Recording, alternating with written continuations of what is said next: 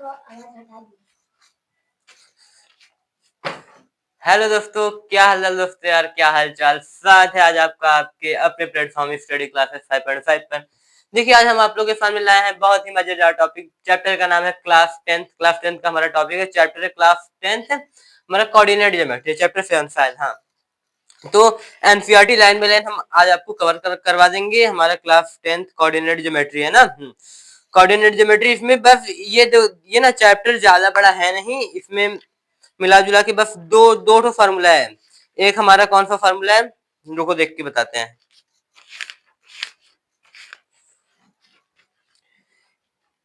Coordinate geometry ना, कहाँ गया।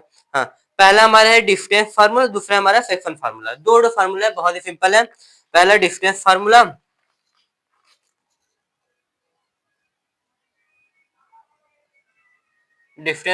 दूसरा सेक्शनल फार्मूला ना।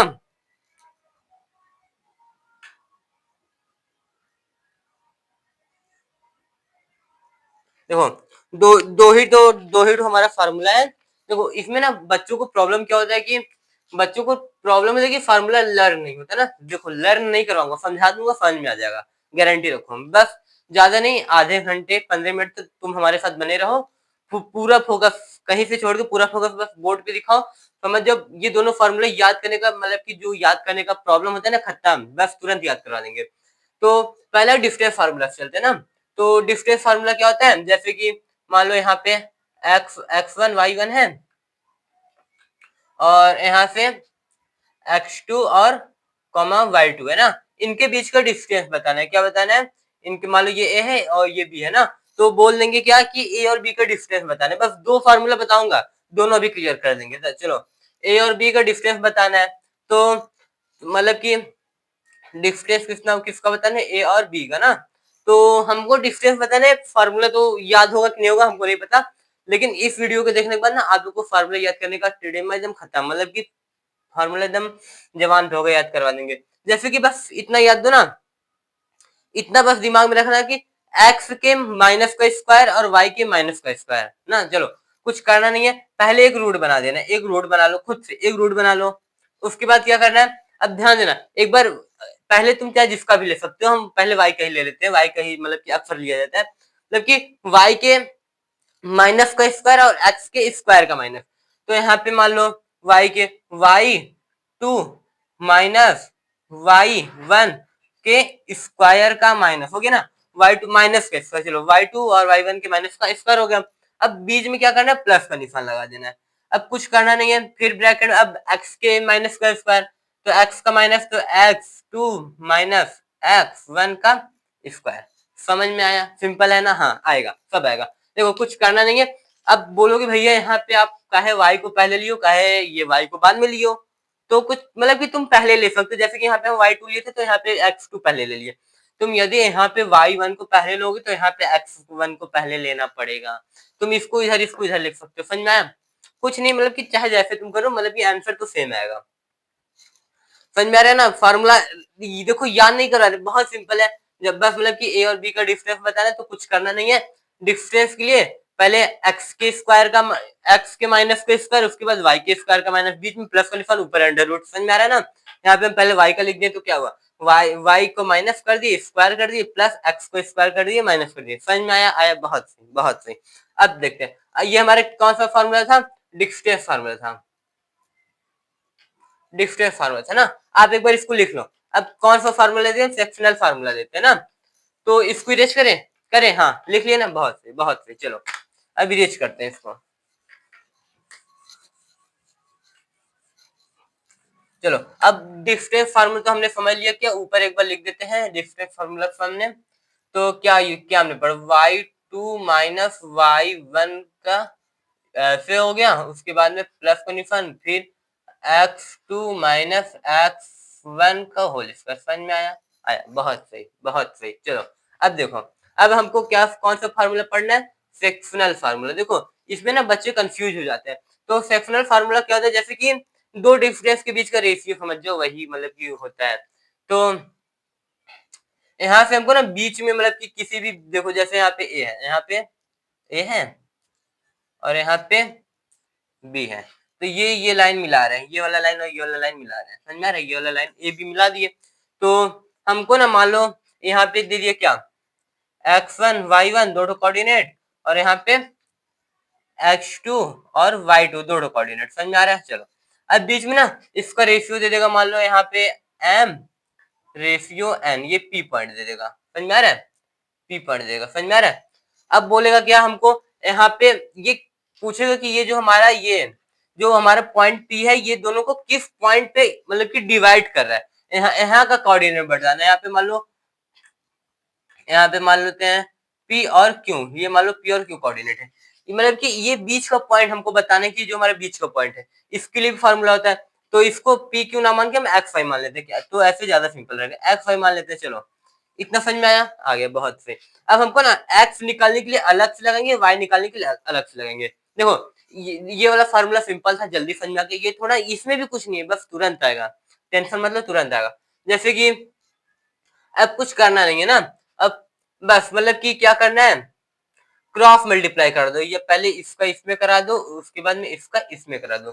समझ में आया? नहीं समझ में आया? समझा रहे हैं, चलो इसका इसमें करा दो। अब कुछ करना नहीं है, x का निकालने के लिए x का लेना है, y का निकालने के लिए y का लेना है। जैसे मान लो x निकालना है हमको, x निकालना है, तो पहले यहाँ पे m आया, तो m इधर, m का x2 ना, तो इधर ये m जा रहा है ना, ये इधर जाएगा, तो पहले m और x2, तो m x2, सॉरी एक बार फिर से लिखते हैं नीचे से, m is equal to m x2 plus, अब देखो यहाँ पे क्या करना है, अब इधर आएंगे तो n x1, उसके बाद में n x1 बटे में क्या करना है, m प्लस n, बटे में m प्लस n। देखो क्रॉस मल्टीप्लाई कर दिए सिंपल सा, यहाँ से पहले m उठाए, m x2 plus n x1 by m plus n, ये x निकालने का फार्मूला होगा। सही है ना? सही है, हाँ सही है। चलो देखें एक बार सही है कि नहीं, सही तो दिख रहा है, कहाँ गया यार, हाँ निकालना है हमको, सही है, हाँ सही है। चलो क्या m, हाँ सही है, m x2 प्लस, सही है सही है सही है, चलो हाँ कन्फर्म है, सही है ना? अब देखो ये, सॉरी ये m क्यों निकाले भाई, x निकालने का फार्मूला था, यहाँ पे जो x है ना, ये x निकालने का फार्मूला था। अब ऐसे y का भी बना लो यार तुम, y बराबर कर लो क्या, जैसे कि हम बोले थे क्रॉस मल्टीप्लाई, अब x का निकालना है तो x वाला लेंगे, y का निकालना है तो y वाला लेंगे, सिंपल सा। तो अब y का निकालना है तो यहाँ पे क्या आ जाएगा, m के बाद यहाँ पे y का लेना है, ये इधर क्या है, तो m y2 plus m y1, देखो ये आ रहा है ना, ये सॉरी ये n आ रहा है ना इधर, ये n इधर, तो m नहीं यार, n y1 ना। अब बटे में दोनों को जोड़ दो, m प्लस n, सिंपल था, समझ में आया? बहुत सही बहुत सही। देखो बहुत सी किताब में ना यहाँ पे क्या होता है, इसको m1, इसको m2, इसमें ना बच्चे कंफ्यूज हो जाते हैं, तो हमको कुछ करना नहीं है, सिंपल से यहाँ पे क्या कर देना है, m1 m2 ना लेके हम सीधा m और n ले लेते हैं। समझ में आया? बहुत सही। देखो कुछ करना नहीं, बस ये जो दो फार्मूला हम आपको ये बस तीन फार्मूला याद कर लो। देखो 1 2 और ये 3 ना, ये 3 फार्मूला बेस पे हमारा सारा सवाल हो जाएगा, कंफर्म हो जाएगा। अब तो कुछ कर, देखो चैप्टर में कुछ था नहीं, सिंपल सा चैप्टर था, बस दो फार्मूला था, ये और ये। आवाज पहुंच रही है ना? हाँ पहुंच रही है। चलो एक फार्मूला ये था, एक फार्मूला ये था ना, तो दोनों, और एक ये था, मतलब कि ये दोनों सेक्शनल फार्मूला हो गया, ये दोनों ये डिस्टेंस फार्मूला हमारा एक ही है, बीच का डिस्टेंस बताना है। सेक्शनल फार्मूला ये है कि कोई मान लो लाइन इंटरसेक्ट कर देगा, और कोई मान लो कोई पॉइंट दे देगा, वे पॉइंट बताने लगेगा कि ये हमारा पॉइंट कौन सा है, बता देगा कि ये जो पॉइंट है ये ए और बी को मतलब कि कर दे देगा, ये रेशियो है 2 रेशियो 3 या फिर 4 रेशियो 4, 4 में बीच में डिवाइड करें। समझ में आ रहा है ना? बहुत सही। चलो इरेज करें, चलो इरेज करते हैं। अब इस पे एक दो सवाल हम देख लेते हैं ना, सवाल देखने से पहले चलो सवाल ही देख लेते हैं। पहले डिस्टेंस का सवाल देखते हैं ना, डिस्टेंस का सवाल देखते हैं। एनसीईआरटी का सवाल कराएंगे क्योंकि ना एग्जाम में एनसीईआरटी से भी क्वेश्चन आते हैं। एग्जाम एनसीईआरटी एग्जाम्पलर हो गया, एनसीईआरटी जो हमारा टेक्स्ट बुक आता है वे हो गया, टेक्स्ट बुक का एग्जाम्पल भी, ये सब इंपॉर्टेंट होता है ना। तो हम एनसीईआरटी का सवाल करते हैं, तो क्वेश्चन नंबर पहला किताब का है, किताब हाँ यहाँ पे। चलो अब देखते हैं हमारा पहला क्वेश्चन, पहले डिस्टेंस का क्वेश्चन करते हैं ना, उसके बाद उसका भी क्वेश्चन करेंगे, डोंट वरी। देखो ये एक्सरसाइज 7.1 है, एक्सरसाइज 7.1, एक्सरसाइज 7.1 का हमारा पहला क्वेश्चन बहुत ही अच्छा क्वेश्चन है। हमको दो पॉइंट दे दिए, उसके बीच का डिस्टेंस बताना है ना, जैसे कि 2,3 दे दिया है, उसके बाद में 4,1 दे दिया, इनके बीच का डिस्टेंस बताना है। ये मान लो ए हो गया, ये क्या हो गया बी। फार्मूला याद है? याद है, बहुत सही याद है। चलो इनके बीच का डिस्टेंस बताना है, 1 मिनट। हाँ चलो अब देखते हैं। तो डिस्टेंस फार्मूला तुमको देखो एग्जाम में ना क्वेश्चन करना ना, तो एक स्टेप होता है, जैसे कि ये क्वेश्चन के बाद ना एक बार तुरंत क्या करना, उसका फार्मूला लिखना है, चाहे फिजिक्स हो, केमिस्ट्री में तो फार्मूला लगते हैं, फिजिक्स हो और मैथ हो। इसमें क्या किया जाता है ना, जैसे कि क्वेश्चन जो तुम करो, जो जो गिवन है पहले लिख दो, उसके बाद में क्या करो, फार्मूला लिखो, उसके बाद हल करो। तो फार्मूला हम लिख देते हैं। फार्मूला क्या था हमारा, एक बार फिर से लिख देते हैं। डिस्टेंस फार्मूला क्या था, तो हमारा क्या था, y2 माइनस y1 का square plus x2 minus x1 का स्क्वायर। समझ में आ रहा है? आ रहा है ना, बहुत सही। चलो अब देखते हैं क्या, यहाँ पे कुछ है नहीं, तो y2 इधर का हो जाएगा, तो सही है ना क्वेश्चन, सही है। चलो अब y2 तो मतलब कि 1 माइनस, अब y2 माइनस क्या है, y1, तो 1 माइनस 3, अब प्लस, अब इसका होल स्क्वायर कर दो, प्लस अब x2 कितना है, x2 का है, x2 यहाँ पे, तो नहीं सॉरी, x2 यहाँ पे, तो क्या हो जाएगा, x2 का है 4 माइनस 2 का होल स्क्वायर। इतना समझ में आया, रूट लगा देंगे ऊपर। इतना समझ में आया, बहुत सही। अब क्या करना है, अंदर माइनस कर देना है, तो क्या होगा, माइनस करेंगे तो क्या आएगा हमारा, आप लोग बताओ क्या आएगा। तो 1 में से 3 जाएगा, नहीं तो 3 में से 1 जाएगा, कितना बचेगा। चलो 3 में से 1 जाएगा तो 2 बचेगा, -2 का होल स्क्वायर प्लस, अब देखो 4 में से 2 जाएगा 2, तो 2 का स्क्वायर। अब देखो, अब यहाँ पे है नहीं, अब यहाँ पे देखते हैं क्या हुआ, नहीं चलो इधर देखो, अब यहाँ पे देखते हैं, यहाँ पे क्या है, अब यहाँ पे क्या है, यहाँ पे हमारा, यहाँ पे 2 दूनी 4, यहाँ पे 4 हो जाएगा, प्लस यहाँ पे क्या हो जाएगा, 2 का स्क्वायर 4 ना।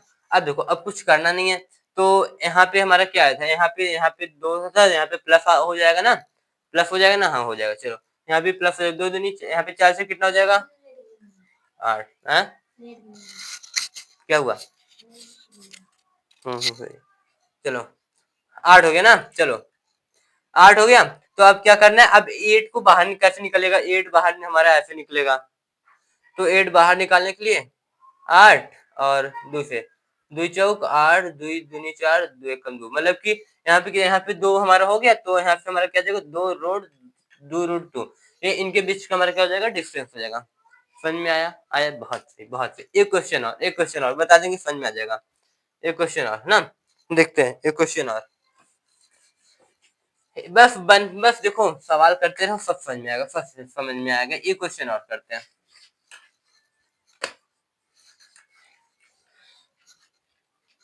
देखो हमारा दूसरा क्वेश्चन है ना, दूसरा क्वेश्चन है हमारा, देखो अब दिया है ना, एक क्वेश्चन दिया क्या, -5,7, -5,7 और एक क्या दे दिया है, -1,3। देखो अब फार्मूला हम बार बार लिखेंगे नहीं, फार्मूला बार बार लिखना नहीं है ना, तो क्या करना है, फार्मूला बार बार लिखना नहीं है, तो क्या करना है, बस फिर हम फार्मूला लगाते हैं, तुम तो लिखना यार। देखो जितना बार फार्मूला लिखोगे उतना ज्यादा रिवीजन होगा, उतना अच्छा आपको फार्मूला याद हो जाएगा ना। चलो अब कुछ करना नहीं है, तो फार्मूला आपको बताया, तो सीधा सीधा क्या है, यहाँ पे फार्मूला ऊपर लिखे हैं, तो y के स्क्वायर का माइनस और x, तो y का y1 की y2 कितना है, 3 माइनस, अब ब्रैकेट में -5 ना, 5 का,